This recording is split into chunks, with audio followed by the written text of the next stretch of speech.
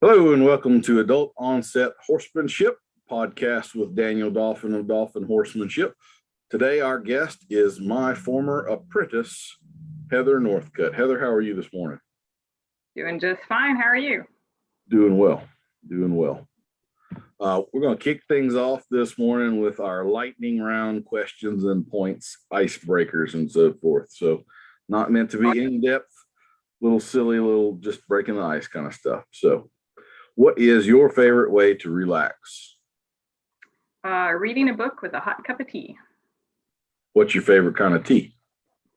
Right now, I have a new one that I just tried, and it's amaretto, and it's absolutely delightful with just a little bit of sugar and a shot of milk in it, or some Irish cream whiskey in it. It's just fine, but delightful.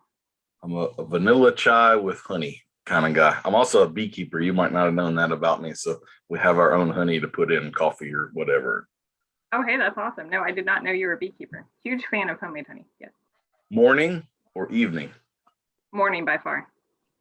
Me too. By far. Yes. Bay or sorrel? Bay, as long as it's a blood bay. Blood bay. Not just any old bay. Got to be a blood bay. That trashy dark stuff. Yeah, no. Does pineapple belong on pizza? Hell no. What is a pet peeve that you have? I have such a long list.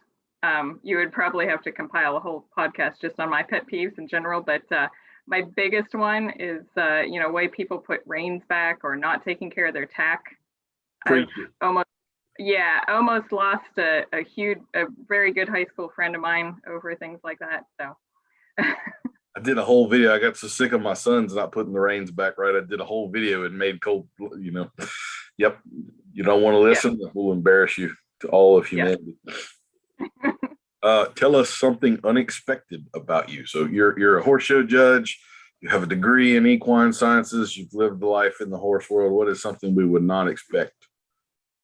Well, I would say that I like to kayak and I like to cross-country ski, and not whitewater kayak. I'm more like float down the river, enjoy the scenery sort of kayak person. Yeah. Not fight for your life every second. Yeah. I've done the whitewater just once and I'm good. I can skip that again. Yeah. It's cold too, isn't it? It's not like just getting splashed with water. It's getting splashed with really, really cold water. Yeah, it's frigid, and I'm not into, watching my life flash before my light. I ride horses. I don't need to do anything else to do that. What superpower would you choose? Well, I'm going to say right now, with the current state of the air flight, flying, so I could just go wherever I need to, and I don't have to bother with the airlines. That's what I'm going to go with. 100% would be mine, and not just because of the current situation. One of my friends is a Southwest pilot, and we just had like a week ago a talk about that. He is, after 20 years of being a professional pilot, he's not going to take the vaccine, which is his personal choice, and he knew he was going to be fired on December 8th, and he's now working on a CDL, going to be a truck driver instead of a pilot. And then like 2 days after that, they had the whole strike and all of that stuff. So it's kind of makes me proud to be an American moment there. Exactly. Completely. Thoughts or feelings? Oh, thoughts. By far thoughts. Feelings will get you in trouble. This is why we get along well, because we're pretty similar, huh? Yeah, I would think that, yeah. Mm-hmm. What is those emotional people? I mean, are they taxing or what? Just like, golly, man. I cannot handle drama, cannot handle any of that. No, if you're drama, get out of here. I'm over it. What is your favorite item of tack or horse-related tool?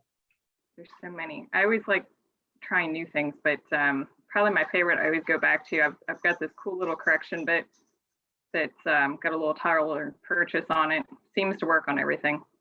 Really like it. Favorite book or movie? Well, both. I like both books and movies. What is your favorite book or movie? Yeah, I'm going to get points off on this section.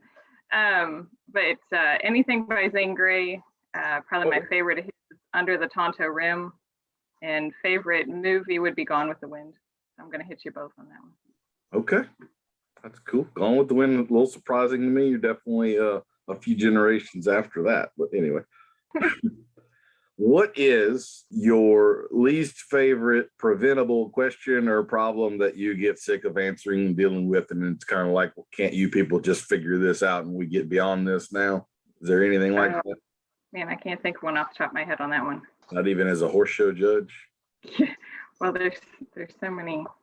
Well, and like I understand how people phrase questions as a horse show judge. You come up and well, what can I improve on? Okay, well, be more specific, because when you come up and what can I improve on, that leaves me a whole big basket of areas to go that I probably don't want to go to. Yeah. So I need to be more specific. Yeah. So maybe that's a preventable question. Define your area that you want. Yeah. Something you can answer as a paragraph, not a book. Huh? Yeah, exactly. Well, after careful consideration, I give you 83 points for your answer. So that was pretty good. You are currently our highest scorer on this game. So you get to choose either a compliment or an awkward silence. Your pick. Well, let's go with compliment. I very rarely got those when I was working with you. So. Heather. Wait, I wasn't supposed to be honest on this thing? All right. But did you learn some stuff, right? If I compliment you all the time, then they'd start to not mean anything. So. Oh yeah, I completely. Yeah, you have to leave those compliments out there. Roll those compliments accordingly. Mm-hmm. But yes, I learned a ton riding with you, and probably set me up for all the best success that I've had throughout the years. All right. Well, I'm supposed to be complimenting you here, so I will say, Heather, that even though we worked together for probably 3 months, and that's been like 20 years ago now, almost. You are still one of the people in the horse business that I probably trust more than anybody else I have come across. You definitely in like the top 5 or 3 or something like that. I think you're a person of impeccable character, and I feel like I know you well enough that we got in a round pen with a bad one or something like that, I would trust you to have my back. And there's a whole lot of people that I know well that I would not trust to have my back. So you're on a short list. So there's your compliment there. Well, thank you very much. I will take that in high regard. You bet. Why don't you give us sort of a 30,000 foot view of you and your basic background and kind of, where you came from and where you are now. What do you do now? Sure. So I grew up in Pennsylvania, and growing up in Pennsylvania, I did the Western Pleasure thing because it was either that or 100 jumpers. That's your choice growing up there. Went out to college at William Woods University. That's how I got out to Missouri.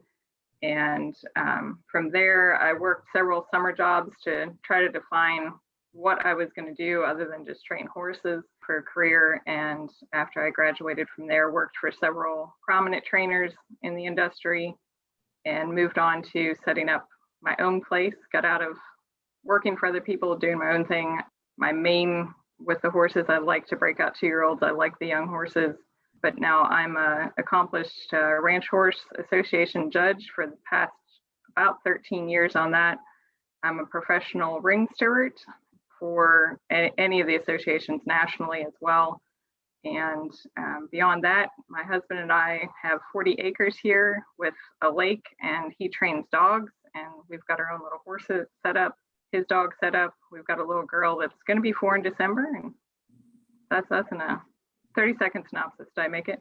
No, that's good. It was 30,000 foot view, not 30 seconds. So. Oh, okay. I think that's good. Yeah. So why don't you tell the story of how we met? I was the first of those summer jobs, right? So. Yep. You were the guinea pig, or I was the guinea pig. I don't know which way it went on that one, but yeah. So that's I had another job that was lined up working for a reiner training in Texas, and about 2 weeks before I was supposed to leave to go to that, they called and said they'd hired one too many people, and I was the one that got the axe. So my instructor at the time made a phone call and said, "Hey, you want to go lope some horses down in Mississippi?" I was like, okay, I have no idea what that entails. Cows in Pennsylvania are dairy cows. They're not beef cattle, but I was open and game for anything. And I thought, if it doesn't work, it doesn't work. So I ended up down there, and I did a working interview at a horse show on the grounds there for Lee over the weekend. And you didn't send me packing. I really think y'all were just desperate that you kept me around, but I made it either way and had a grand time. I didn't even know you were coming. So I guess we'll name the names. We both worked for Lee Garner in Batesville, Mississippi. And Lee was a non-pro owner that had a ranch called Ranch One, and he put on a bunch of shows like just about every weekend over there. And I was there riding the 2-year-olds and the horses that the other trainers had culled out for whatever reason or had blown up or just kind of the dregs of the barrel. And I had been there 4 or 5 months, I guess, when you showed up. And as is pretty typical with Lee, I had no idea you were coming. You showed up and I didn't know who you were, why you were there, you work here? Okay. I think you showed up. A little information, yeah. Showed up during a show, had never been on a cutting horse before, and Lee promptly had you join the NCHA, threw you on a stallion that had won $300,000 and put you in the middle of a show on your probably the first ride you ever had on a horse on that ranch was walking into the show ring on a badass stallion. So yeah, I had no idea what the rules were or anything. They're like, just cut a cow. And I'm like, I don't even know what that means. Like, I really do not understand the lingo that you're giving me right now. Welcome to the deep end of the pool. Yeah. Jump and hope you swim. So you mentioned a minute ago about you and your husband and the kennels. You want to talk about that for a second right now? What's the name and what sort of kennels do y'all have and so forth? Sure. So we run Southern Influence Kennels, and he's been training dogs professionally for a little over 10 years. He's been doing it a lot longer than that, but stepped out on his own here about 10 years ago. We do any retrievers and pointing dogs, primarily labs, but any dog that points or retrieves, we can handle it here. He also does the HRC hunt test, the AKC hunt test. He'll handle your dog for any of that, train it for any of that stuff, or if you just want your regular old dog, go out there and do it. We raise about a litter a year. We're more about the quality of the dogs that we turn out as puppies from our kennel.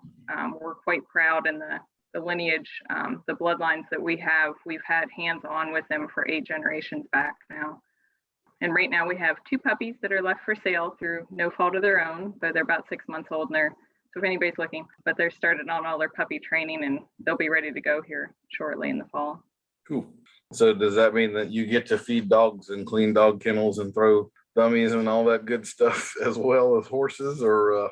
Oh yes, yeah. One of my other job titles around here is being bird boy. So I've learned that lingo as well on what in the world. I've also learned that I can't throw a dummy very far, so I'm more for puppy training than I am for the advanced dogs. We have bird launchers and all that jazz for the older dogs. I'm just for puppy training.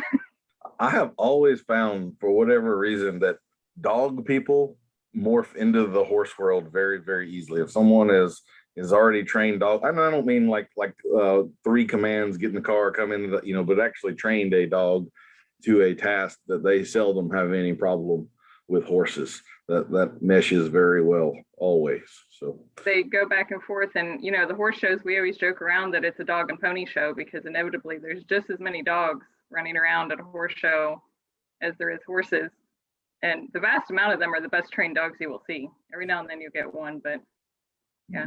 So you talked a little bit about your judging and stewarding career. What are some of the lessons that you have learned from being on the other side of the rail? And there's so many. I wish that more exhibitors had the opportunity to stand on that side of the arena and see what we see. There's so many things that why in the world didn't the judge see that? The judge doesn't like me, the judge doesn't whatever, or comments that we hear all the time. But in reality, when you're in that arena, there's only so much that you can see and so you can do. And we're seeing a lot more than you think we're seeing too. Most exhibitors, they get real narrow-minded on just seeing themselves or just their friends or just their training barn, and they aren't seeing the big picture of how they compare to everybody else for that particular class or that particular show. So there's a lot of that going on. There's a lot of not reading your rule book. My God, please read your rule book. Don't just listen to, well, my trainer said I could do this. My friend said I could do this. Pick up the rule book, educate yourself on that class. I just did a show over the weekend that we DQ'd 4 different people in one class because they had not read the rule book. They didn't know they could do X, Y, or Z. And they were just listening to their trainer, said, oh yeah, just do that. Well, their trainer was wrong.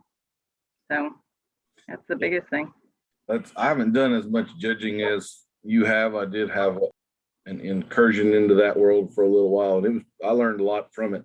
I also learned that a lot of judges don't read the rule book either.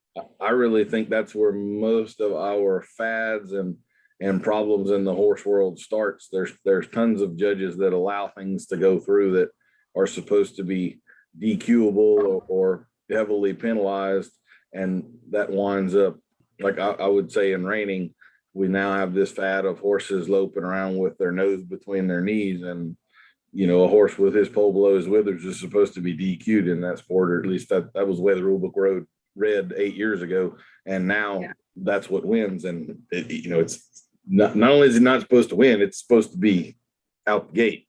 So I've always felt like all of these fads that turn into perversions of a good idea, they kind of live and die with the judges.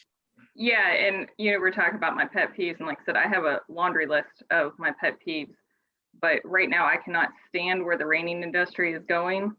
It drives me absolutely crazy that we've spent all these years knocking on the Western pleasure people, and well, should be. Don't get me wrong on that. That's a whole different basket.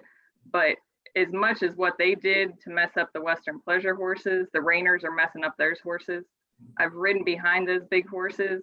The big time horses have multiple, thousands of dollars of earnings. Those horses pick their head up above their pole level. They freak out because they do not know. They've never seen anything up that far in the arena or out. You can't ride them out of the side of the arena. They aren't broke. They only know how to go in circles. It drives me crazy that's where we went with the industry. Yeah. All right, let's take a pause. I got a cat wanting out. Freaking hate cats. Oh no, wait a minute. Was it your special cat? No, she's not a pain in the butt. I mean, that cat follows me out to the arena. If I go on a trail ride, she'll follow me in the pasture. She'll sleep on my pillow and lick my head. If I'm taking a nap, we got a bed and a TV and stuff kind of in my little office. It's like a little camp out here. But she's really not cat-like. She's far more dog-like than, I guess that's why I like her. But well, that's what I was going to say. If I'm going to tolerate a cat, that it's going to act like a dog. Yeah. Let's take a trip down memory lane and go back to Lee's and Batesville, Mississippi. What are some of the recollections that you have of that wonderful time of your youth? No. Long hours, learning a bunch. I did work your tail off. There's no question about that. Yeah. I was the willing participant in that because I was young enough to be stupid enough to go, oh, sure, okay, whatever time you want to get up and go do X, Y, Z, and crazy things about Lee. More things from that first weekend. I barely had turned 18. I think I turned 18 maybe that weekend that I was down there. But yeah, I had known him 5 minutes, and wants to know how old I am. And I'm thinking, this is a weird question to start with. And then he's like, oh, good. So you're over 18. You can go and get me some chew from the store. And I'm like, I guess so. I have no idea, what that is. But sure, I'll walk in there and go buy you some. I didn't know there was 50 million varieties of chew. Just, all right. Yeah, what type do you want? I have no idea. It's not for me. Please, everybody understand it is not for me. There was that. And then there was Lee. Let's see. Oh, yeah, because we celebrated my birthday shortly after that. And yeah, he was into microwaving ice cream. It still is the most bizarre situation. But just for like 10 seconds. Yeah. Yeah, it's a little 10-second deal with that. I think you and I have something in common there too. Lee was pretty renowned for his memory, and he couldn't get either of our names correct. You were Hazel for the first 3 or 4 days, and I still pick on you about that. Yeah, you're the only person that knows about, well, other people know about it now because you were wonderful enough to send me a pair of spurs. I'd earned my spurs down there, and you sent me a pair of spurs with Hazel on them. And people ask all the time, who's that? Like, oh, it's this cool chick that, used to ride cutting horses. Oh, yeah, stole them off of, you make a story about it. Yeah, you better have a good story to go with it. So had you seen, I'm sorry, go ahead. Oh, I was just gonna say when he started calling me Hazel, I remember sitting in the barn. I was like, I don't know who the heck he's talking to. I'm just gonna keep saddling the horse. And he finally like, hey, you. And I'm like, what? Me? What? No, my name's Heather. No, it's Hazel. All right, I guess it's Hazel for the summer. Okay. So we had an abnormal situation there in that we were training cutting horses with no cattle. We had some buffalo. Had you ever been around buffalo before, or was that your introduction to the American bison? I'd seen them at a distance. There was a farm growing up that did raise some bison, and I enjoyed eating them. That was about what I knew about bison before I showed up down there. And I was thinking, oh man, this is awesome. You know, it's the old West. Love the old West again. Said it, love St. Gray. And oh no, I get to be around bison and stuff. And yeah, they're cool. But after that, I was like, yeah, they're okay. That's it. Yeah, they have their place. I'll never get used to have this little pointed little tongue like representations of Beelzebub in old texts and stuff. I mean, they're demonic looking things. They can take the heat. That's why they work well, because you can work them for a long time, where cattle would get tired and sour out, and buffalo are just still going. But they like pant and they stick that tongue out, and it's a little disconcerting for until you get used to it. You know, they're weird little creatures. They really are, and could be dead mean and wild too. It takes them a long time to tame down. Yeah.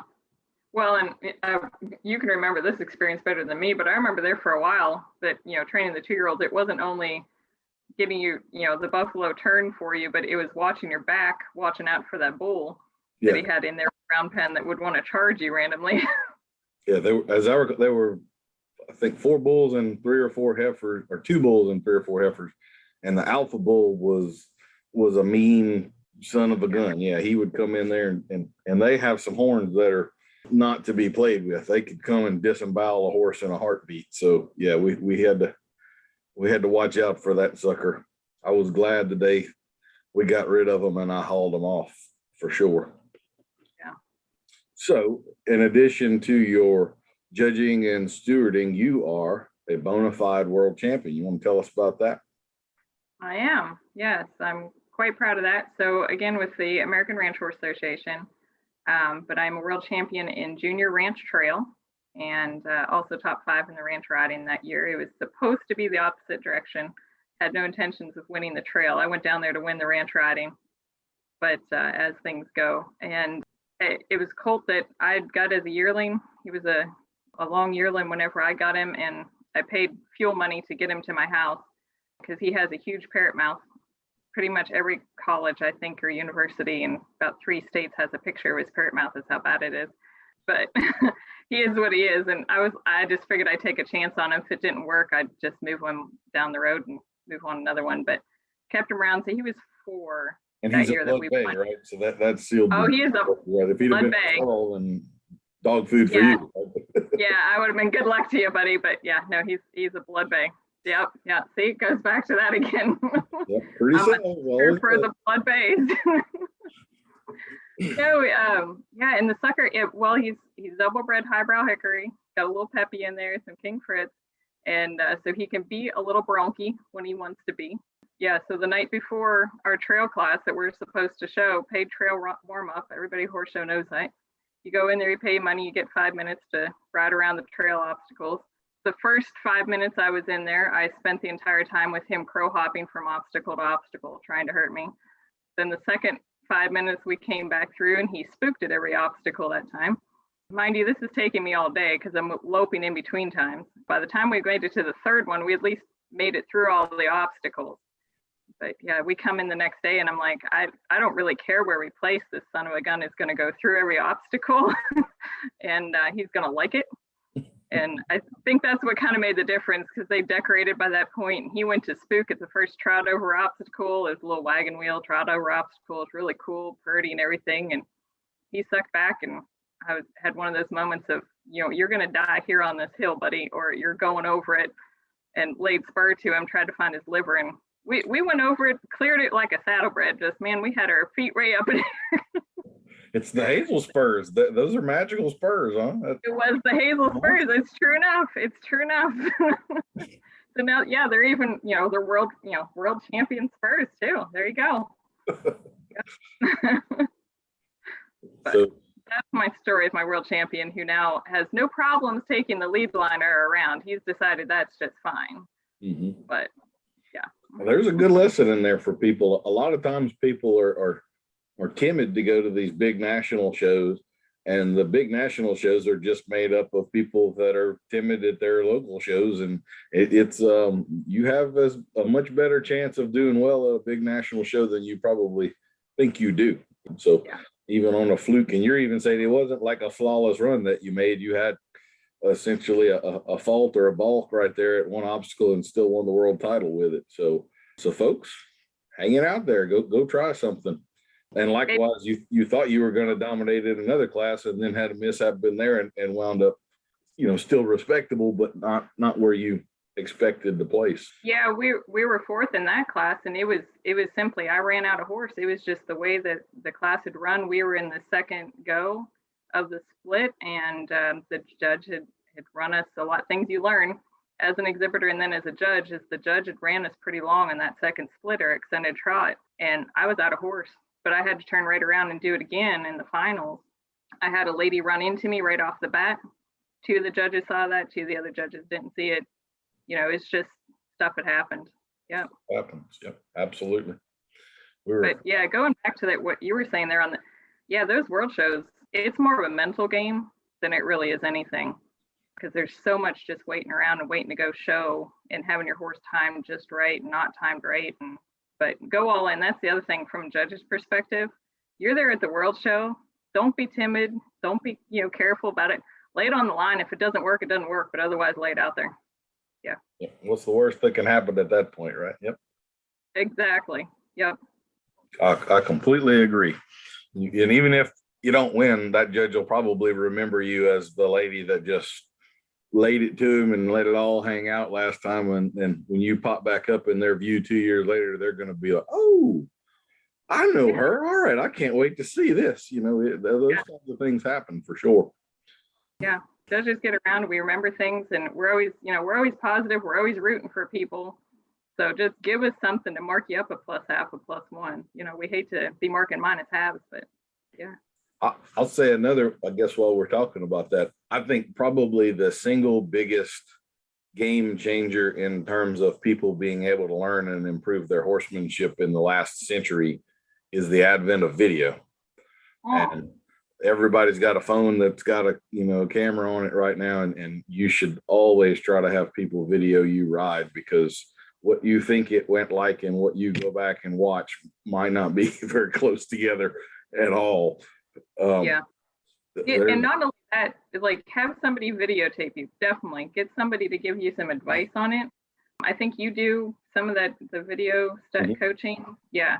So get somebody to get you some coaching on it off of video, but also videotape who you think is a great rider, and videotape them so you can do a comparison. Like, okay, this is what their video looks like. This is what my video looks like. And you have an idea of where you're going forward, where your goal is.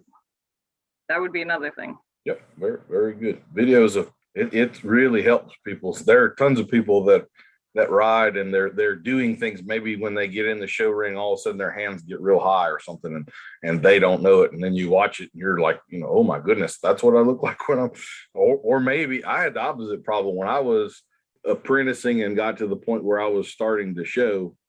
That also coincided with a major breakthrough for me in feeling the feet.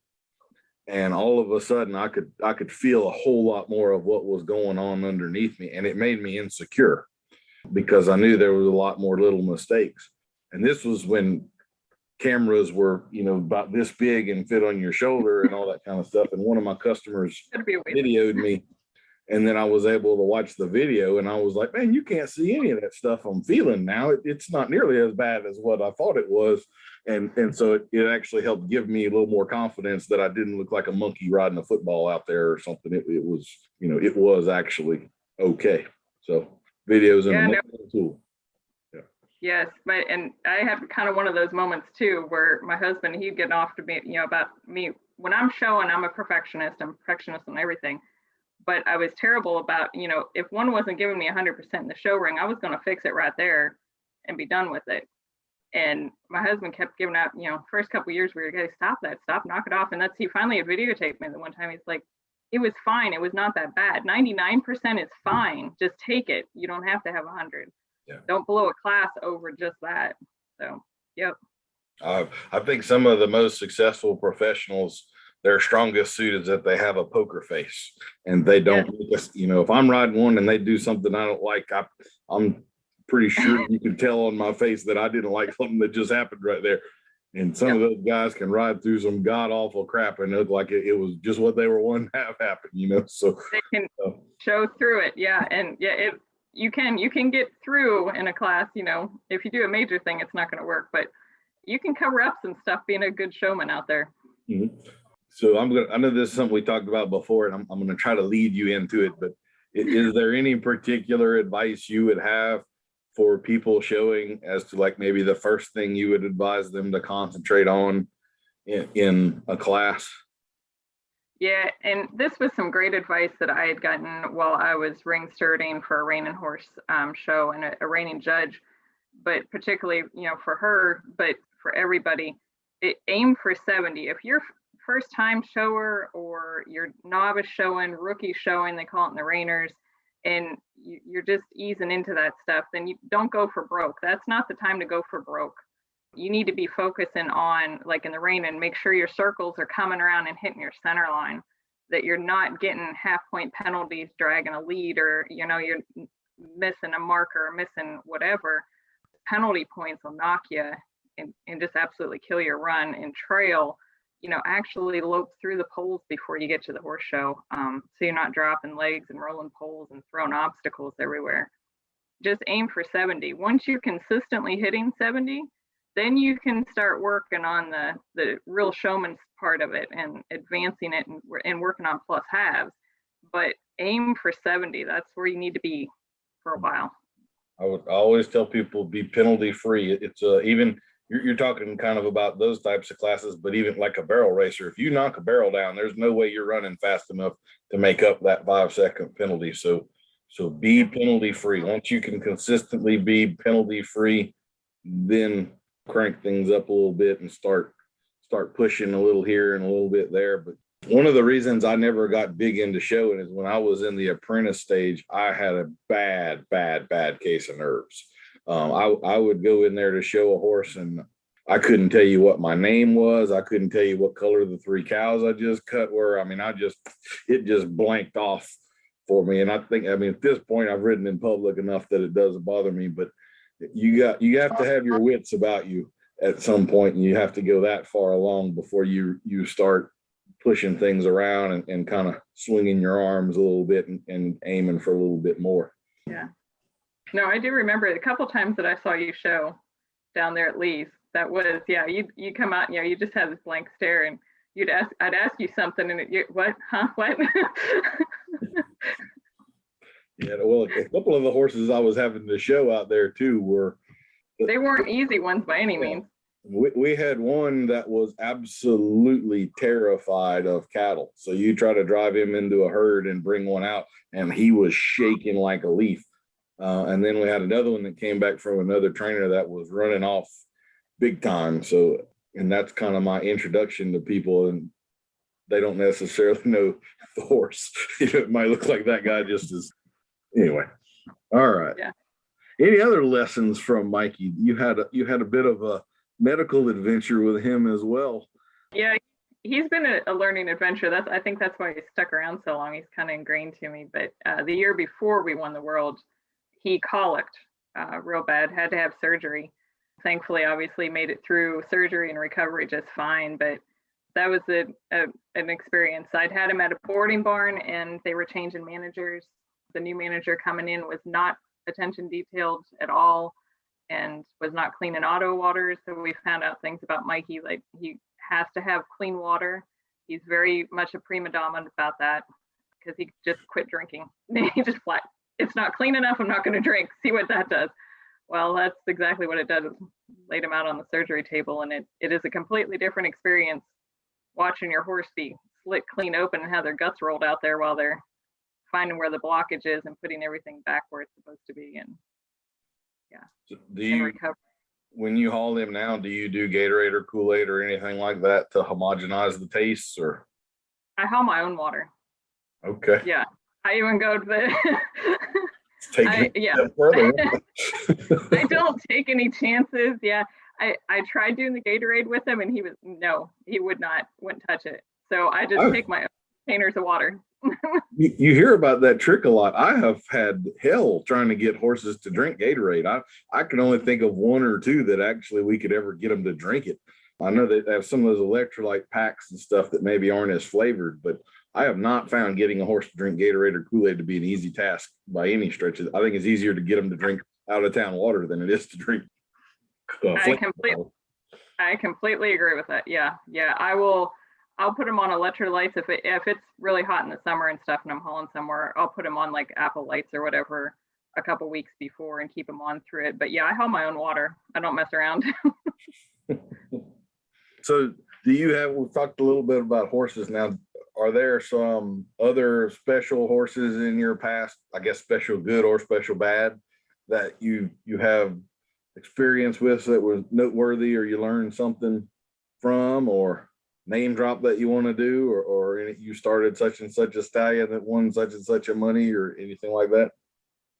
Well, yeah, I kind of pride myself on the fact that the vast majority of the horses that I've started went on to have careers, not necessarily being the, so-and-so's big stud or whatever, but the novice amateur world champion in trail, and leading the nation high point walk trot 13 and under kid. So I think it's more that I've certainly ridden and trained several world champion trail horses. I rode for a trainer that was his niche, was the Western Riders and the trail, and that's where I really fell in love with doing the trail classes, was with him. And we trained a lot of horses for him that went on to be world champions. But I like the ones that, I see them come back, and now I'm old enough that I'm seeing them, 10, 15 years after the fact when I started them. And they've got this little kid on that doesn't know which way is up, doesn't know left from right.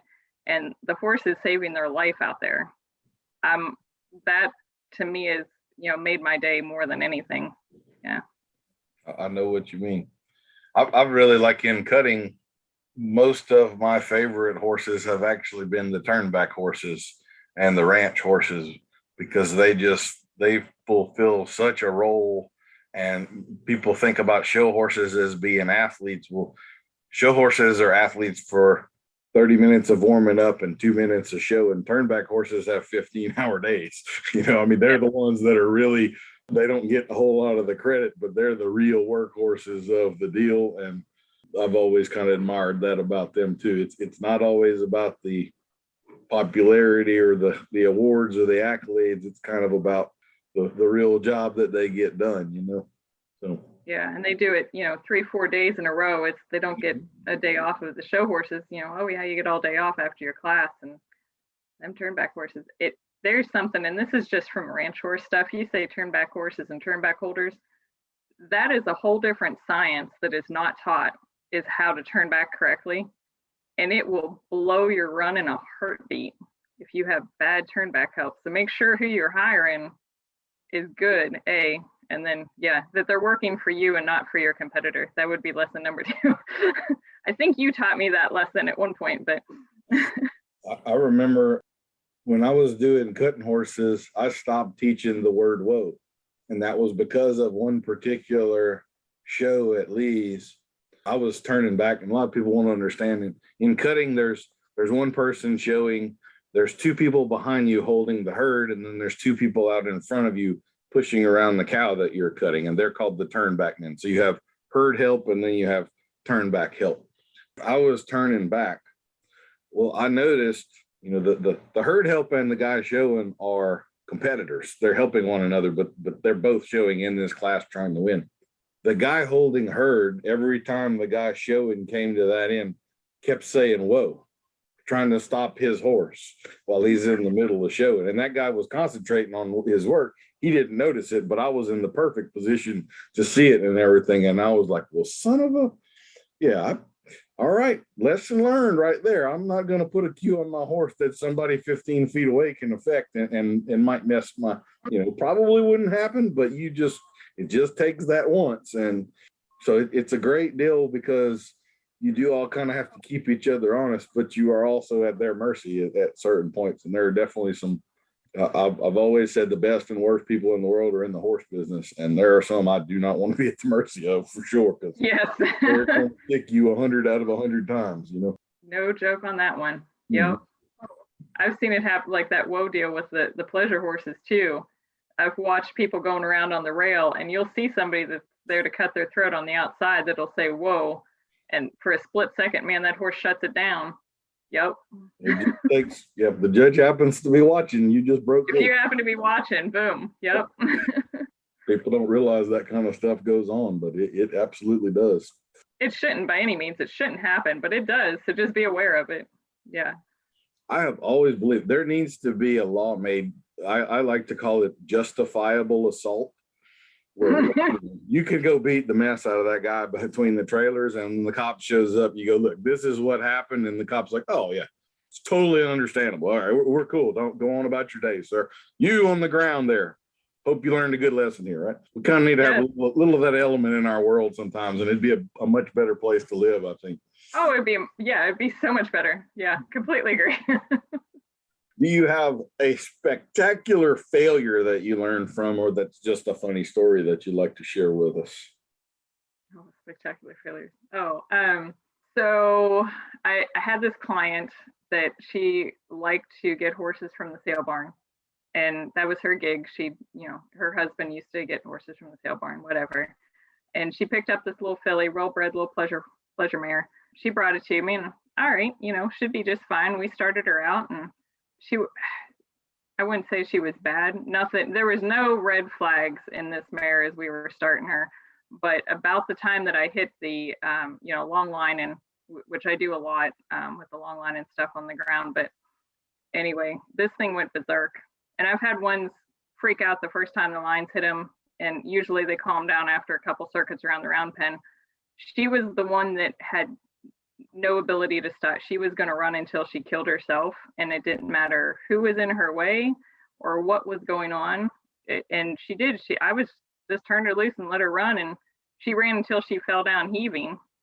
Was when we got her stopped. And it's one of those deals. I told the lady, I was like, I'm not to the point in my life, I'm not going to get hurt over this deal. I have no somebody else can deal with this. I'm totally fine with, if you just want to go put her down, I would advise that. But she called up a guy that worked on bronc horses and sent him over there, and that horse put that guy in the hospital. And at that point she decided that, yeah, we're putting the horse down. So it was a failure, but it was also a learning experience of, sometimes you got to back away. You got to know where you're at. So I've had about 8 or 9 in my career that I don't think anybody could have fixed. There was some, when we talk about a horse having a screw loose, but there's a difference between being a little bit crazy and like a total other animal. And I've had 8 or 9 of them that were that way, that, I just don't think we're going to be, something was not right with that animal physiologically or something. And, we have people that have schizophrenia and all kinds of other, it stands to reason that there's going to be a certain percentage of horses that are going to have something legitimately going on in there that we don't know about, that makes life unpredictable. So, yeah. And they're just flat dangerous. And that, I wish people would do that. I give a lot of credit to that lady, because she made the decision that this thing is going to hurt somebody. Don't care how well it's bred. We don't need to go breed her, because Lord only knows if it would pass on to the next generation. Let's take it completely out of the situation. Yeah. That is that one of those horses that was that way was a Lusitano that was a buckskin, which in that world is a very rare color. Yeah. And the lady that had her then, I believe, took her and was starting to breed her. I later, from a different incident, I called the farm that she got it from, and come to find out that the mare was sold as pasture ornament only, kind of a don't breed her, don't try to ride her. They already knew that there was big problems there. And some people get told the truth and just can't believe it. And I guess that was the situation that they were in there. So, yeah. Well, and I had one of those weird deals when I was at William Woods that with the driving classes was one of the classes I took there. And I do enjoy driving, but they were only driving saddlebreds. And I said, well, why can't we drive the quarter horses on the Western string? That's fine. We had a Palomino that came in that was a hunt seat horse. The trainer said that it drove. So we're like, okay. And thankfully that, the instructor for the driving class was like, well, why don't you show everybody today, Heather, how this is supposed to go on when you just start one out. So I went, was going through the steps of yada, yada, and then you put the cart on and you don't get in the cart and you just walk along, and you have a head person and all this stuff. Well, the first turn we made with that sucker and the shafts hit his body, he went berserk, went skiing across the arena with all of us until we could get buckles undone. Turns out, the trainer didn't mention the part that, he'd been drove, but he'd been part of this horrific accident at Palomino World and had been run into. Yeah, so the stories don't come down and get yourself in a train wreck. It's amazing some of the things you find out after the fact that, you just like, how could you not have told someone the truth about that? I mean, that you knew people were in danger, and yet you decided to withhold information like that. That has always just blown my mind. I mean, just be upfront honest about it. So if you could go back in time and talk to 16-year-old Heather about her future horse life, what advice would you go give? What do you wish you had known then that you know now? Oh, take more opportunities and just enjoy the ride. There's so much stuff, and get to the cutting horses and figure a way to stay there longer with the cutters. So much more fun. That saved your life. I think that coming to work, you were, I mean, my recollection of you was you were a Western pleasure horse girl, and whenever you started riding those colts, I mean, that first month I was probably constantly going, okay, let's move him out. Come on, we need to push him forward. He needs to the point is to stretch his legs right now. Let's go somewhere, So and I'm just pony loping around, I also remember, like, you have that little laugh whenever you started working cattle, not in a show in front of 800 people, but Monday morning, you and I are out there working the 2-year-olds, and it seemed like you giggled every ride for for a good long while. So good times and good fun, and dadgum, what's more fun than chasing a cow around on a horse? I mean, well, exactly. And one of those times that I was thrown into a class to show. And I remember Zeke over there, though, in the corner, that would turn back for me pretty much every time. And I was riding Miss Lada's mare, just come back from flushing embryos out of her or whatever, and she was not loped down at all. And that first cow, I lay my hand down, and she goes crow hopping the whole way across the arena and back across. And Zeke's just back there laughing at me. He's like, well, you might as well just keep laughing, because I was laughing. I was like, it was a whale of a good time, and no matter what had happened. Like, just keep laughing, you'll get a couple points for that. So I'm like, all right. I remember, this is still like one of my most embarrassing moments of the horse world I've ever been, was one of those first times when you were showing. We had a turnback horse at that ranch. That's one of those mysteries to me. Like, I can picture him in my head. He was a blown up cutter.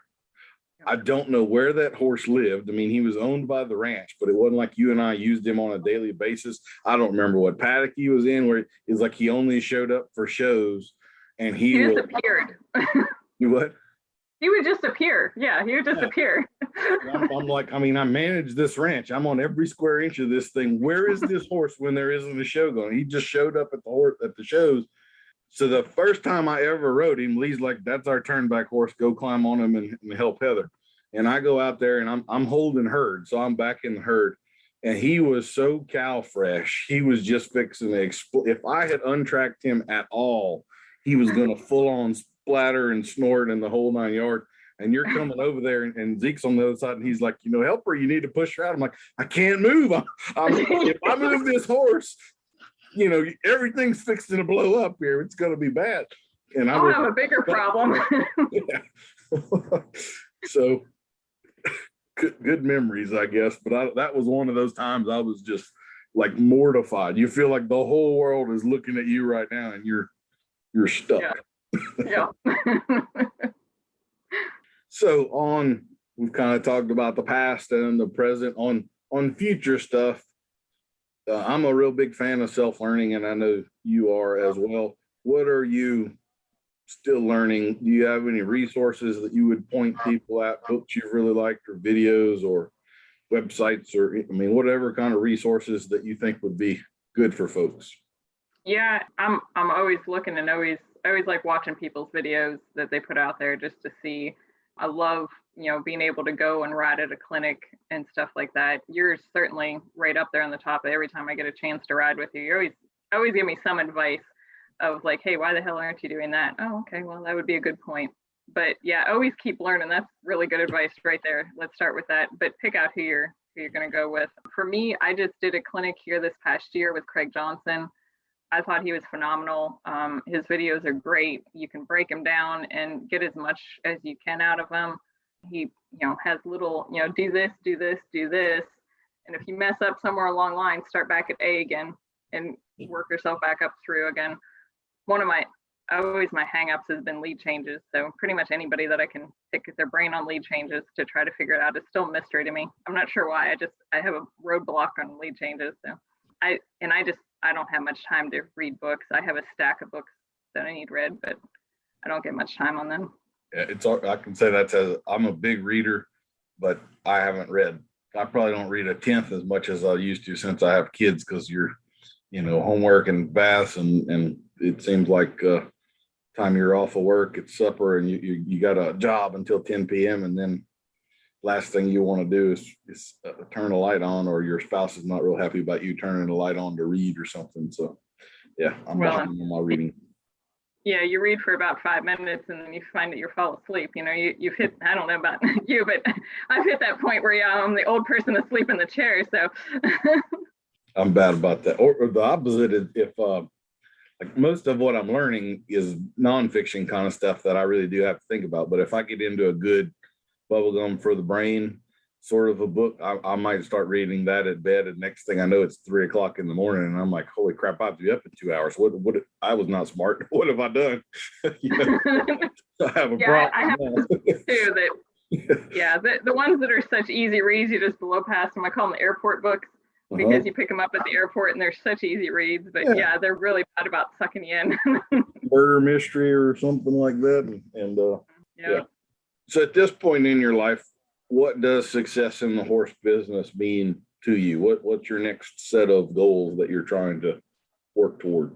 What am I working toward? For me, on it, and this is just kind of, but we're just setting up here on our 40 acres. We haven't got a barn or an arena.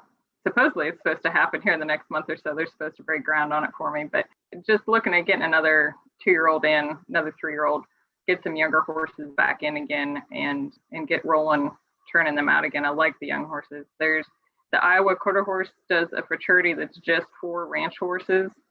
And so one of my goals is I have to find a Palomino 2-year-old that's nominated for that fraternity, because then I can show over to the Palomino World Show and I can take it to the Iowa Fraternity Show, knock out a whole bunch of things, and then sell it, send it down the road to its next deal. But that would be the couple goals that I have coming up. And then, of course, my horse is being taken over by the lead liner, as I mentioned a couple times. I'm learning the ins and outs of lead line. Well, good stuff. I mean, if it's good enough for the Spanish riding school, then it's good enough for our kids, right? There you go. We got it. And yeah, she adores it. She loves it.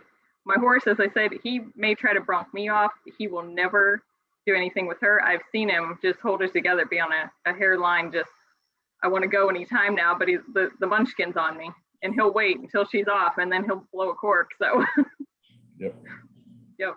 Yeah, you were talking about the Palomino World. I'll just tell you, I've got a mare. Well, it's the one you helped me get the papers on that was left with me. Yeah. She's off getting bred to a bay roan ranch horse kind of stallion right now. Don't know if we're going to get a Palomino or a roan or probably just a plain sorrel or bay or something out. Probably a damn sorrel.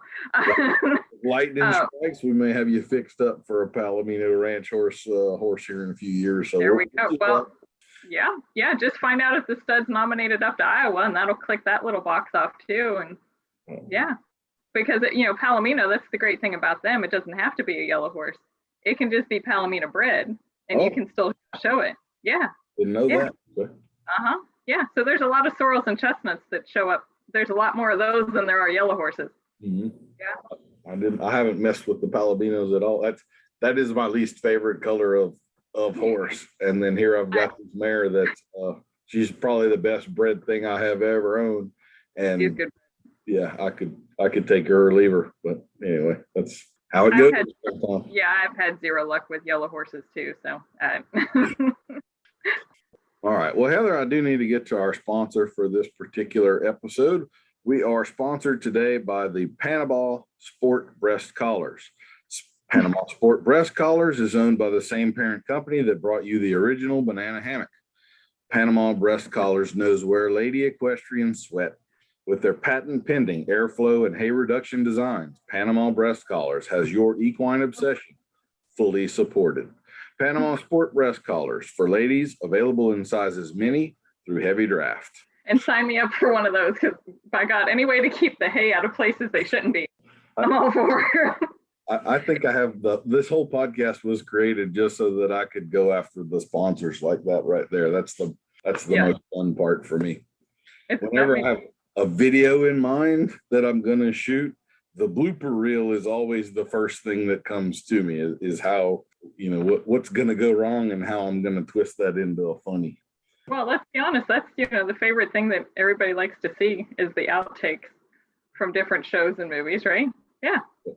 They do not go to rodeos to see good rides. They go to see big wrecks. Yep, there's no doubt. Yeah, you don't go to a hockey game to watch the hockey. You go to see everybody beat each other up. So yeah. This comes to me because I was at Louisiana Tech, my alma mater, doing a clinic yesterday. When I was at Tech, I was working for a cutting horse trainer, but I also had my own pasture where I kept my personal horse, and then I would take on a colt or two and ride it over there. And there was a trainer around there that sent me a half Clydesdale blue roan paint. I've never seen anything like this horse in my life. I wrote a short story about him called Angel, but I mean, like 16 and a half hands, 1,400 pounds, big feathered feet. Was a young 6 or 7 year old ranch gelding out of West Texas. Was a little girl's horse, and the little girl got along with him great. And one day her dad decided to climb on him and show her some stuff. And I think the horse spooked. He falls off. He gets right back on. Now the horse is in a bad way. The horse bucks him off and breaks a couple of ribs. So leading back to the barn, that was the horse. That was the last time he was ridden. He'd been through like 4 or 5 trainers since. And I'm 19 or 20 and bulletproof and all that good stuff. And I get it to the barn. And I saddle him up for the first time, and I go to lead him to the round pen, and he sets back. He pulls the rope out of my hand and goes to bucking.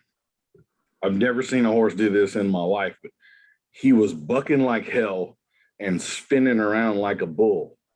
And I use these big, heavy 3/4 inch manila lead ropes. He was spinning so hard and fast that rope was not touching the ground. I mean, he was just getting it. I know if you'd have been watching me when this happened, I'm standing there with my mouth open looking at him like, holy crap, what am I going to do with this thing? And I worked at that point. I lived in a house that was owned by a big time rodeo lady. She was a barrel racer, but she had all the connections. So I had already put a call into Harper and Morgan, big time rodeo company at that point, that we might have a legit bucking horse for them that's going to be like the spectacle of the saddle bronc or bareback or wherever. Yeah. Yeah, I did groundwork with him for like 3 or 4 days, but never climbed on him. So I called 2 of my buddies, and I'm like, all right, I have class until 2 or whatever. If y'all could meet me at the barn, I would appreciate it, because there's a good chance this horse is going to stomp my guts into the ground. And I'd love somebody was there to call 911 and all that good stuff. And not the kind of thing where the neighbor smells something funny in a week, So I call him, I let him know, supposed to meet him there. I show up out there. There's like 40 people at my pasture. I don't know if they sold tickets or whatever, but it's like the entire College of Animal Science has of course. Watch me. Everybody wants to see this. And no pressure or anything.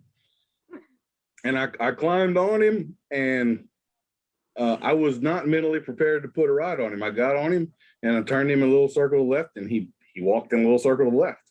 And in no way did that appear in my mind as a possibility of what could happen. Rode him a little circle to the right. He walked a little circle to the right.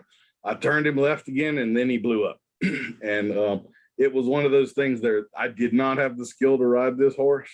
Somehow everything aligned, and I happened to still be on top of him when he got done. I'd blown both stirrups and lost one rein. I mean, if he'd have coughed, I'd have fallen off after that, right? He stopped. And do you know that horse never bucked again? I rode him for a solid month after that. He never tried it again. He had bucked off a bunch of people, covered him one time, which was blind luck, and boom, he was done. He was an exception to every rule I know about horses. Yeah. Yeah. Pretty cool horse. Sometimes it's better to be lucky than good. Every now and then it saves your life. Yep.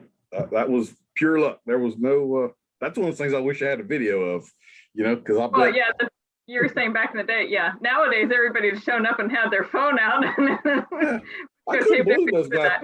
These are like two of my best friends in the world. And I mean, when you invite a bunch of people to watch your buddy get hurt, that's done dirty. You know what I mean? That was not the intention. Those are true friends. You know, those are true friends whenever they do that. They're probably charging $5 at the gate, come in and watch them die. Yeah. Take a little side bet over on the side, you know, make a little cash. Why not?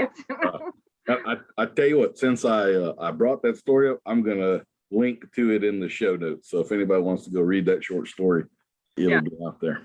Well, why don't we'll go back to our past a little bit.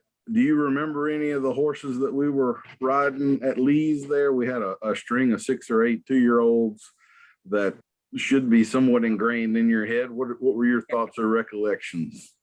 I just remember them all being good. They all had their own little set of quirks, as all 2-year-olds do. And, you know, I don't know what all they went on to do after we were there, but let's see, Arkansas stood out just because of his name and how that happened, or his other name. And Foxy, because he was just good. So Foxy died. Foxy was one of the best of them. He wound up dying. He didn't make it to show. I think he colicked and died. The one you're talking about, Arkansas, I feel like I got to fill in backstory on that now. So I didn't know if you wanted to or not. It wasn't my fault. That all happened before I ever got there. So yeah, you were not managing the herd at that point.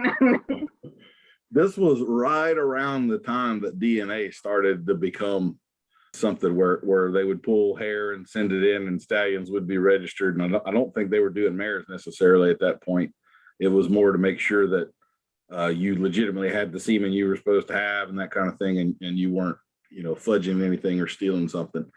So there was an accidental breeding between a brother and a sister, or it was at least suspected. And that was Arkansas's. And I was the one that named him. We were in North Mississippi, and I figured brother, sister love required a name like Arkansas there. So, and he was actually the best colt out of the whole group. And we did find out later on what the horse that was running off really bad was named Pete Bolding, after one of Lee's friends. And that was the sire of Arkansas. He was supposed to be out of Pete Bolding's sire, Peponita's Acre, but it was a brother-sister deal. And that was a bad little horse. I mean, he was like riding a spider. I mean, his legs could go any direction. He was something.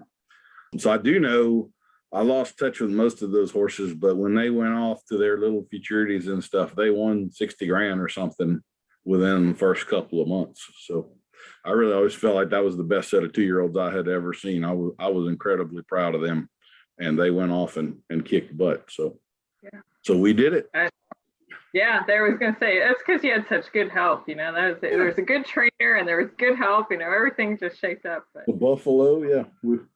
Yeah. It's like the preemie baby that has everything against it, and they got to fight so hard, and they wind up becoming an Olympic champion later on in life or something. That's kind of what that set of horses like. Training and cutting horses for a year with no cows. Yeah. Beg, borrow, and scrape after a horse show to get enough cows to. Yeah, that was. I think my normal deal there, and you were involved in that too. We would start riding in the summer at about 2 a.m, and we would go through all of them and be done by 9 or 10. And then I would do my ranch management stuff. We'd take a little siesta in the afternoon, and then we would start back up at maybe 6 o'clock in the evening and ride until like 10 o'clock at night. And so they were, instead of getting a good night's sleep, it was kind of 2 long naps that we would get. But I think we produced a heck of a group of horses right there, and got all of the trainer rejects. We got them all to win in check. So I feel like I fulfilled all of my ends of the bargain on that deal anyway. It's funny when you're younger, like I don't remember those mornings being that early. I remember them always being early on, the horse shows, but you're right. We were pulling hours earlier at the farm than we were at horse shows. Oh yeah. And then when the shows would end that we were having there, that was my only opportunity for those 2-year-olds to see cattle. So when the show would end, I'd have that little window between when the truck driver could leave and the show would end, and we'd go and work cattle from 11 o'clock at night till 4 o'clock in the morning or whatever, until the truck driver had to load them up and haul them off. That was an interesting time of life. I don't think at 44, I don't know that I would look at that and go, yeah, I'm willing to jump in there and do that. That's no problem. But when you're 25 or 18, you're what's sleep, So Ty, how you doing? Good. How you doing, Daniel? Happy wife, happy life, right? People don't realize that's really a terroristic threat, right? If a man were to say, do what I want or I'll make you miserable, he's an abusive bastard. But a woman says it and everyone's like, yeah, that makes total sense. Okay, we're going to go with that. We're psychologically abusive to the entire society. Right? And toxic masculinity is what we have to watch out for. You know why every little girl needs a kitten, though? Needs what? Why every little girl needs a baby kitten? Why is that? It's to show them so they learn what an abusive relationship's like. Because I've never known a little girl who didn't just torment the hell out of a little cat. That's one of my you meet your wife and everything's great and she's cute and you got that attractive thing. April and her whole family were cat people. And I had no idea what a change that was. I just kind of was dismissing, it's still an animal, right? And like 20 years later, that's the advice I'd have given to my younger self, is like, when you meet that chick and she's so into cats, you just... Or be willing to deal with it. Just know what you're getting into. Yeah. Cats and Brahma cows. I mean, should I have known better or should I have known better? Right? I was going to say it was perhaps the combination of between the show cows and the cats. That should have been some red flags somewhere. Yeah. Let me tell you, I hate show cows. I really, really do. That's one of those things that, man, I can't stand it. It's the most ridiculous. I don't know. Ty, did you ever show cattle or anything like that? Oh, yeah. No, He shows cows. No, I showed a lot of cattle. But I'll be honest, the fun part of showing cattle was when I hired on a couple of show strings. There's almost no work. You lead them from tie-outs and you rinse them, blow them out, and then just keep them clean the rest of the day. And you sit around and drink beer and chase other cow show women. So it was great for me. Like, the part of it that I don't get is that, like, your only job is to halter break this damn thing, and none of them are halter broke. It's like a halter horse. Like, all you do is walk in there and go, "Here's my cow," and I keep trying to get pressure and release in their head. It just drives me up the wall. But anyway, I digress. Plus, do you have a donkey yet? Do I have what? A donkey? Yeah, we do. We have a high performance donkey. We have Aston Martin. Yep. No, that's very necessary. But you can ask Heather, though, all my cow showing work is what made me such a good ground hand on horses. Because I knew how to throw things off their weight. Mm-hmm. Yep. Heather never understood that until we started calving some cows, and she realized just how much power you can have on a cow. And those weren't halter broke. Those were just in trouble. Yeah. Again, my expertise in cows was dairy cows. As far as I knew, that they came when you called twice a day and they went into the milk parlor. That's all I know about cows. And they don't have a whole lot of fight in them anyway. They're about half dead all the time. So yeah. Yeah. Except for the bull, and that's why you don't keep any of them around. The dairy bulls are crazy. They're a different breed.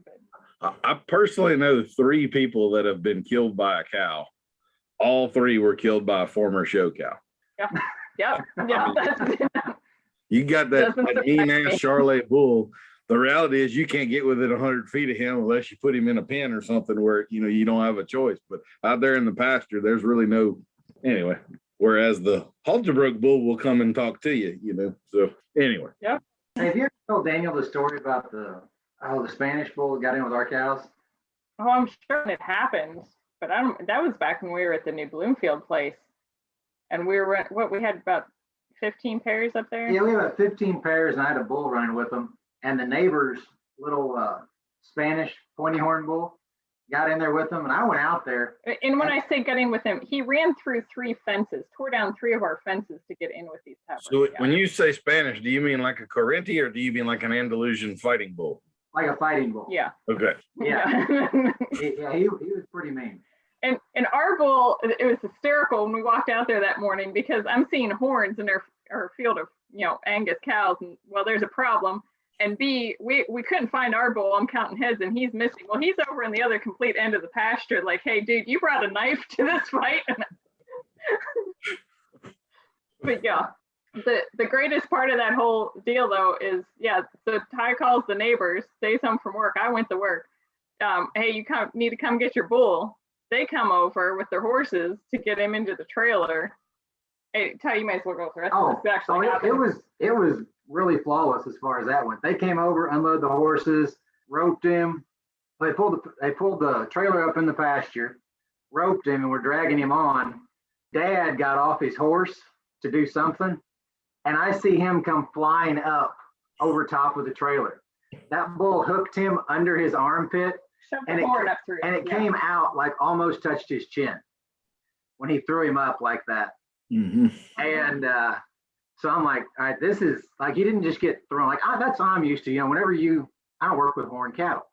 When I see somebody get hit, they just flew up in the air, got the wind knocked out of them.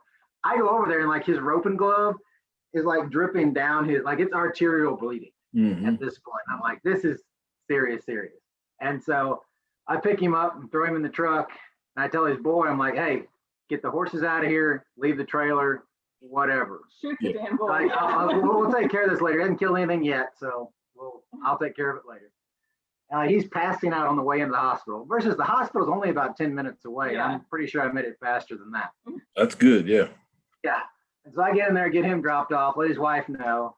I go back home and I'm in all intent. I'm like, all right, we're just going to shoot this bull and we're going to go from there. Like, we're going to end this. Well, his older son hears about all this and is like, oh, no, you can't shoot him. Me and Tuffy will come get him. Well, when Obama first got elected, there was a rodeo cowboy that put on an Obama mask and all that deal. That was Tuffy. He was from Missouri. Okay. So I remember that. Yeah.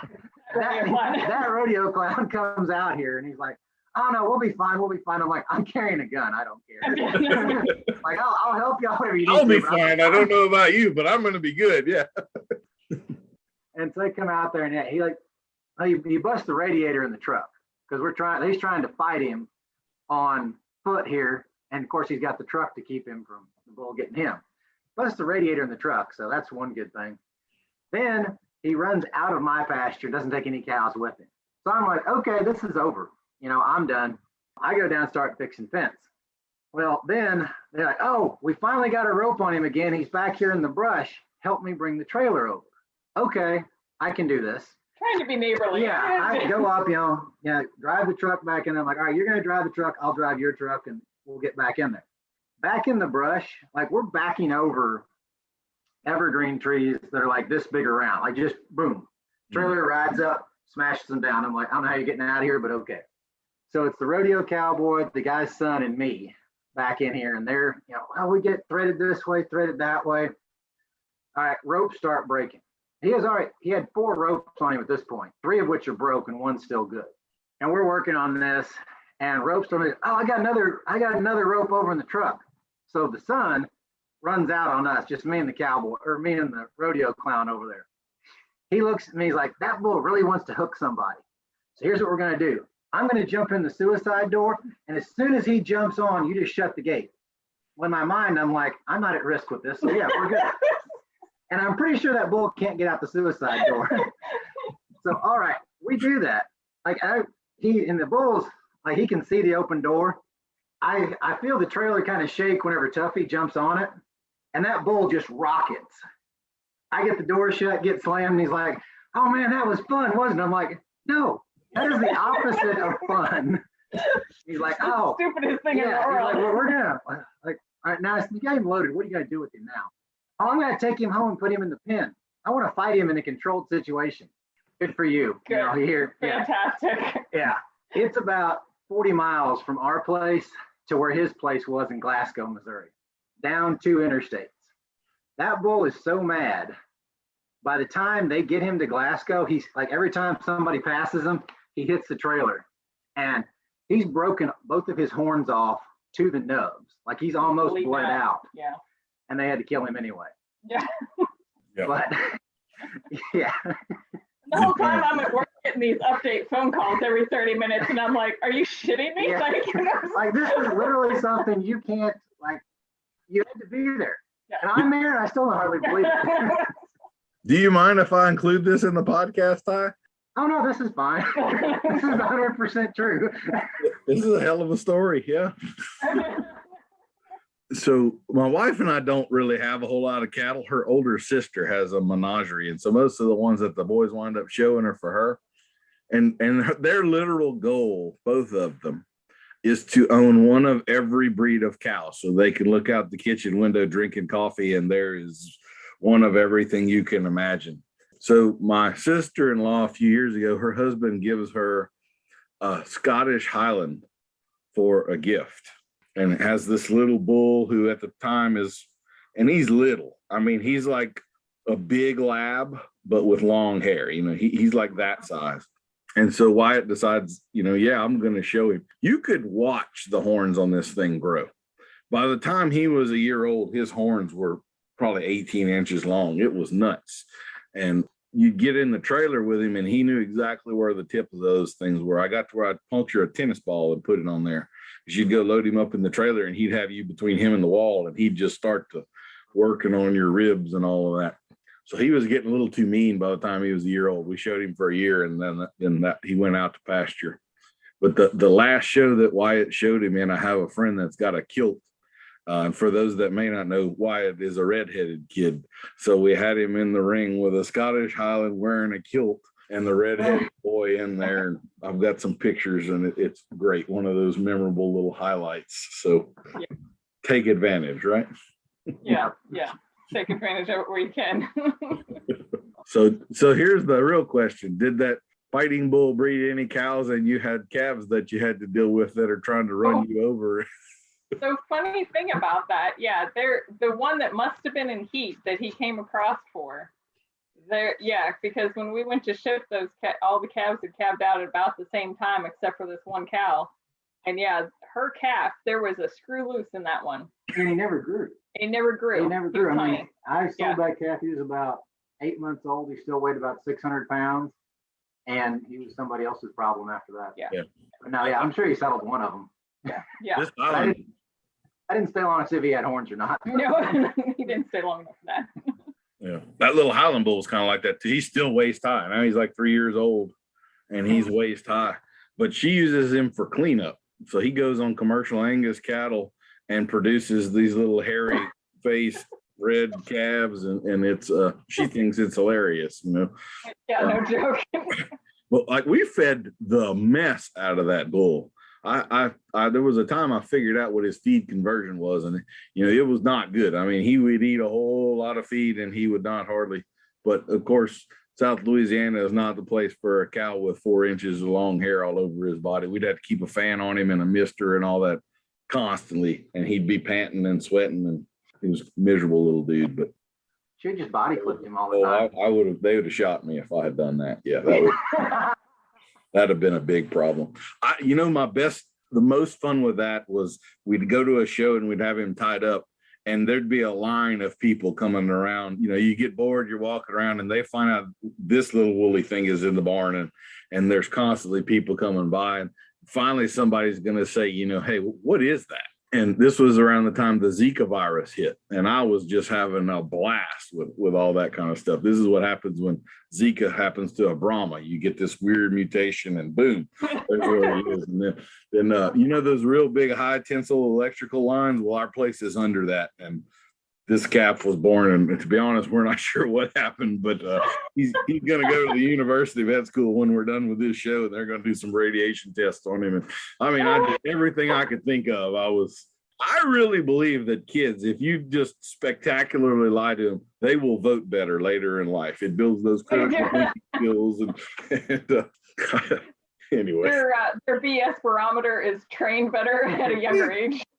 You need to know that adults will lie to you, right? And that changes your whole perspective on the world.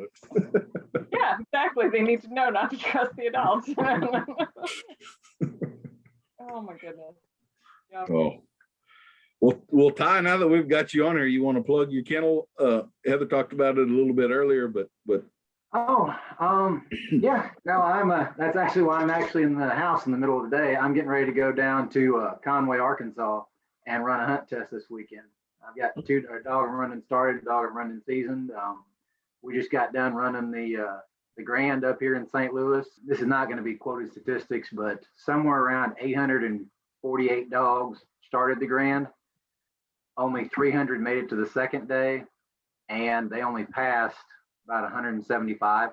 So that's the top of the top. Me and a bunch of buddies from, actually a lot of folks from down in Louisiana that I knew from down there came up and pre-trained with me. So that's a big, long deal getting done with that. Got a few dogs, like I said, I'm finishing up hunting tests on now, and just getting ready to hunt.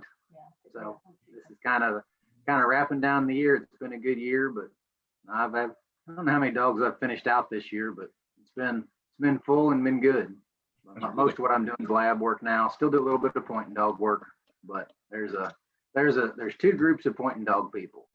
There are people that are like, my grandpa used to bird hunt and I want to start doing it again. And then there's that kid's grandpa that says, I want one more good dog, but I'm not going to train it. And that's who comes to me on the pointing dogs. Yeah. So I've had English setters, and I love them. But when I first got into that stuff, you look up everything, these English pointers, and I mean, I guess it's different where y'all are at in the prairies, but if a dog is 800 yards away from me, he's 700 yards from me being able to see him. It's way too thick and stuff around here. So I like these setters that go a little slower and stay a little closer, and we have a real good time with them. I think my first one that I had, this one hadn't reached his first hunting season yet, but that first one, I'd killed about 75 birds over him his first year, and that was mostly woodcock and ducks. And he would actually retrieve ducks in water and everything. He would shake, he didn't have the cold tolerance that a lab had, but he was a darn good dog. Yeah. Anyway, well, that's the thing. There's any kind of birds is good for a dog. I mean, I'm doing most of my dogs on pigeons, and got a few chuckers here and there, that pen raised chuckers. Mm-hmm. I can't have any quail because I don't want to pay for a permit and get checked on all that stuff. So I use non-native birds. Yeah. Around. I'll hunt wild birds with them. Now that'll kind of deal on that. It's still fun. That's how I got started. Well, I guess coonhounds were how I really got started, but then it was bird dogs, and then the labs is what's really taken off and done well for me. Well, cool. So we're kind of realizing your dream here. Heather told me when all this started, you had passed the message that what I really needed to do was interview the spouses of these horse people for all the crazy crap that they have to deal with. So I guess we're getting into that right now. Tell the truth behind what actually happens. Yeah. So Ty, what is, with your wife standing right here in front of you, what is the single worst thing you have to put up with being married to a crazy horse girl? I can all right, I will tell you. All right, and coming just a little history on me. We're row crops and cattle around here. I got into horses a little bit. We had a horse growing up, kind of deal. We never did anything with it. And then, got into college, got into horses a little bit more. Then started getting a little bit more respect for it. But then, no, once we're like at the current stage right now, like I don't fully comprehend how breakable horses are. I mean, to me, I still have that little bit of a mentality of, if I can't, if he falls and breaks his leg, I can't shoot him and pack my tack out. That horse is too valuable. Somebody else needs to own it. But no, I'm still, when we've been married for 13 years, Yeah. I'm still working to get a full respect for the level of horses and the level of care and what's necessary for these horses that Heather has. I mean, she's got a world champion in the lot. I've got a horse that I bought from a guy that had a stableman's lien on it, and he supposedly rode wheat pastures out in Kansas. I mean, he's not super sound, but he's great for me because I can go throw a saddle on him. Doesn't matter if he's been ridden last week, last month, or last year. He rides the same. I went and calved a bunch of heifers on him last winter, and he is ideally for me. But if I go out there tomorrow and he's feet first, then we're over. He doesn't owe me anything. And but no, I still can't really comprehend the high level care that show horses need. That's the biggest thing that I would recommend to people. I would say that some of them or a lot of them are over cared for. Yeah. But, you got these that are bubble wrapped and all that stuff. I don't play those games. My horses are horses. Yeah. It goes. There's a happy. I mean, there's a happy. And I have a tremendous respect for Mikey, Heather's horse, and everything. And I do. He is an amazing athlete. He's just like anything else. But no, I don't fully understand the level of care he needs to stay at that level, kind of deal. And he's a prima donna. We always talked. We talked a little bit on Mikey and stuff, but he is a prima donna. And if he is going to do anything to hurt himself, it will be while I'm gone for a weekend horse judging somewhere. Guaranteed. Or like he'll just decide, like this summer she was gone for a while, and let's say don't have his fly mask on today, and I'm like, you can't go without your fly mask. I know you have to have it on, or you're gonna get eye infections and all kinds of like that. But like I said, he's a prima donna. Yeah, he's get an eye infection. And that's my thing. Like if he doesn't want to behave, would he really get an eye infection? I mean, come on. No, he has. He has. He would on my watch. That's the thing. And no, he'll understand that I take care of him. We have mutual respect. I've never ridden him, and I don't think it'd go well. Well, that was my next question. Yeah. April has ridden Curly 3 or 4 times, and she does not like him. A lot of people have this problem when they ride him, but they can't ride him in a straight line. They wind up doing the drunken sailor kind of a thing. And it's because he's too sensitive, and they don't realize how much they're doing stuff, and he listens to it, and he wanted to. So that was my next question: was have you ever ridden like an open level horse? Because for a lot of people, they think that's going to be a dream, and the reality is that's going to be a disaster. It's like giving a 15-year-old a Ferrari. It's just all your little mistakes are going to be. No, I've ridden some higher end horses, but he's ridden behind me, just not that. Just not my gelding. And what I'd say on that is high level horses, just like you're talking about. A good horse can cover up for a bad rider. A high level horse like that is just going to be a high level horse. He's going to magnify your problems, not cover them. A good horse will do just that. He knows what he's supposed to do, and he's going to do it no matter what you tell him to do. Yeah, like the difference between a hunt test dog and a hunting dog, right? Yeah. No, that's true. To be handled, and the one that's going to go find the duck. Yeah, but no, it's a difference in level on that. And I'm not near as good a rider as Heather is, but I'm also not the retarded spouse that doesn't know which end to comb kind of deal. Yeah, no. And same thing with Heather and the dogs. She doesn't like my good dog's name's Lassiter. She doesn't run him in tests and things like that. I did that once and I stopped. But she can't. I mean, she can't. Well, she ran him in a started test, and if you're just a started test, you walk to the line, your dog's on lead, you can hold him. They throw one bird, he picks it up, brings it back to the area. And then you grab hold of him again. They throw another bird, picks it up, brings it back to the area. He was so amped up. I'm surprised we kept him after that. Heather was so mad at him. Well, it was complete opposite. We practiced everything at the house. He'd been perfect, and we go to this hunt test, and I have a raving lunatic on the end of a leash. Like he's walking on his hind legs to the starting line, and I'm like, what the hell is this? We didn't practice this shit.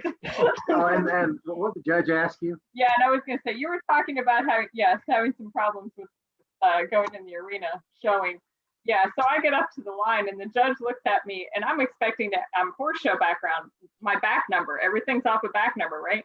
they asked me what's my dog's name, and I like drew a complete blank, and I'm standing there staring at the judge going, well, I don't know. And I thought they wanted his registered name. I'm like, hell, we registered the dog. We've owned him since he was 8 weeks old. I can't remember his registered name. Standing there staring at her.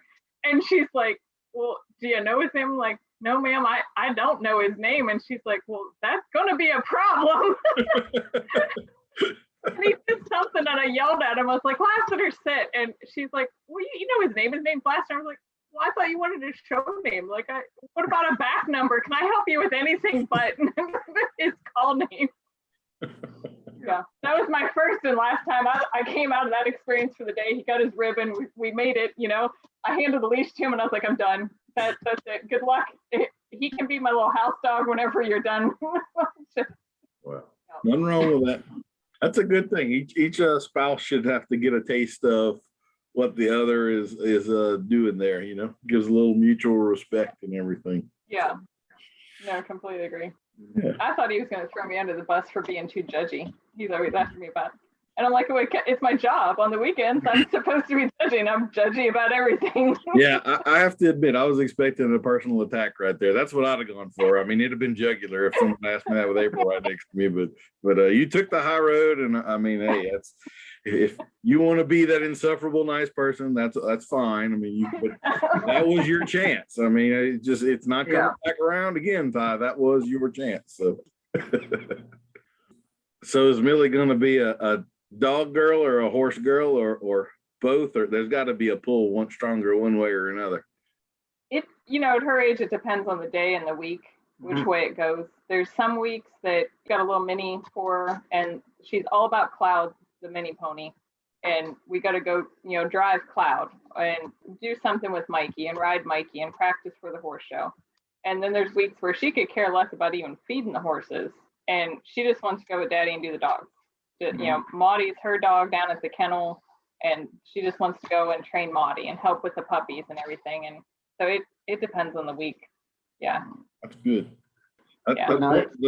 There need to be more farm kids out there. That's one of the things people are sometimes kind of shocked about, the stuff that I'll talk about with my kids standing right there. And I'm like, hey, we don't hide anything from them. If I've got a colt getting castrated, my 3-year-old boy's going to watch it happen. If we have a colt that's born, they're going to watch it come into this world. And unfortunately, they've watched a few leave this world. But again, they vote better, right? They know about reality when the world hadn't been hidden from them. Yeah, it's tough lessons, but you know what? This past year we've lost 3 dogs. It was 3 dogs, and it old age and sickness problems. You know, just things that happened when they weren't training dogs. None of them were training dogs. But anyway, and you know, it's reality. You know, at 3, she shouldn't have had to deal with, you know, losing that, but it happens. She learns from it, moves on. Yeah. So, but no, whatever she wants to do in life, as long as she's all in and she goes full bore for it, that's totally fine. Except for barrel racing. No barrel racing. But what about Western Pleasure? I mean, you were pulled out of that pit. You would let her go into it? Well, I go with the fact she'll be smart enough not to do that. So I think I'm okay there. You know, the speed and, you know, the money in the barrels, that may pull her that direction. But so far, she's more, if she wants to do anything fast, it's the jumping, and I'm fine with that. I'm totally fine. Yeah.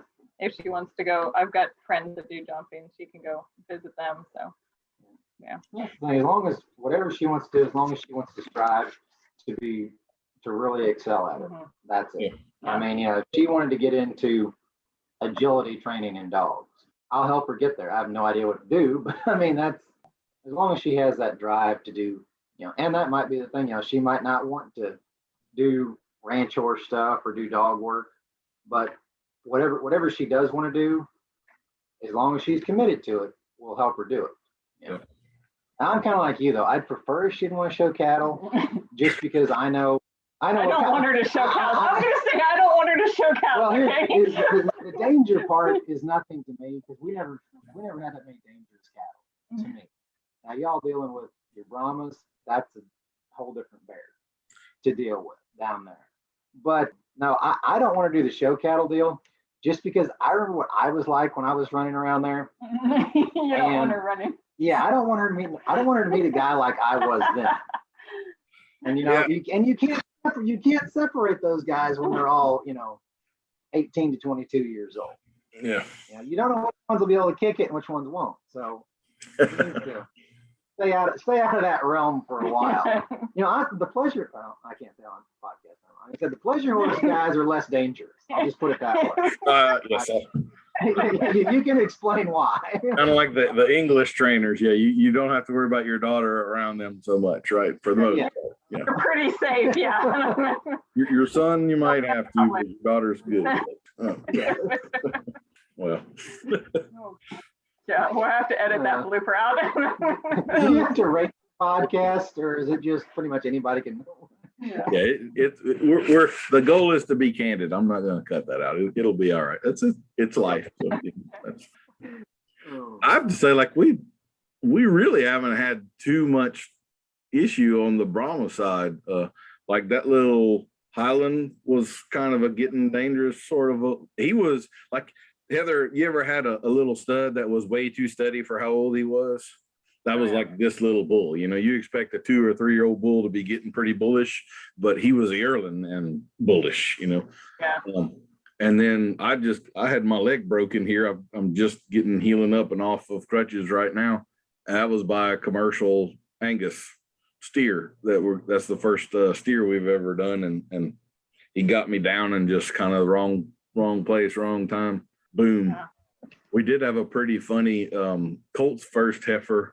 It's a little Brahma heifer, a little gray Brahma heifer, and pulling her off of the donkey, she had a little fight in her, and it was the first time we had ever handed him off, and there he is, and he's walking along, and she kind of went to hook at him 2 or 3 times. We actually caught this on video, and the third time she went at him, he turned around, and he's left-handed, so it was perfect. And I mean, he just popped her between the eyes, just pop, pop, pop, about 3 times right between the eyes. And they have been the best of buddies ever since. He completely fixed that, and he can do whatever he wants to with her right now. So a little tough love there, but that was a proud dad moment, I have to say, watching him do that. Millie's had a couple moments with my gelding when she's leading him around, and he gets nosy. He's known for being way too nosy for his own good.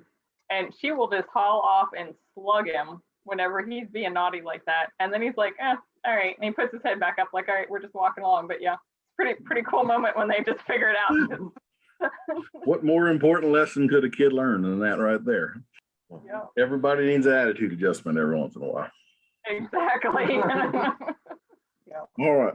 Well, we've been talking quite a while. I don't know exactly how long, but want to leave it right here. Was there anything else you wanted to cover or talk about? Or Ty, you have anything you want to pitch in there? Oh, no, not really. Man, did you miss the opportunity? Do what? No, I just appreciate stopping in and being included for a little bit. So. Well, I think you got some husband points passing up that softball that I pitched you earlier, so you can milk that for a while now. You can hold on to that for a while.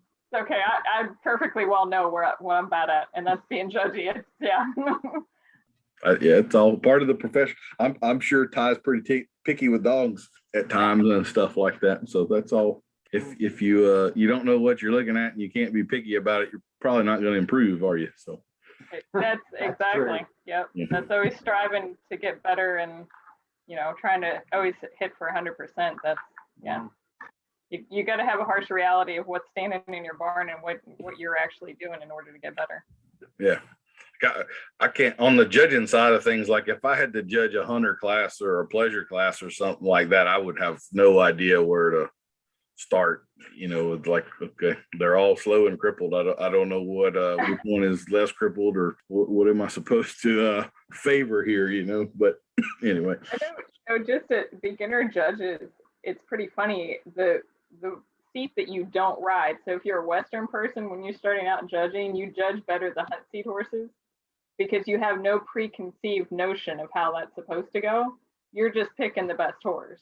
And it's the same way. The hunters have a better job of picking the Western horse because they're just, hey, this seems like a good idea.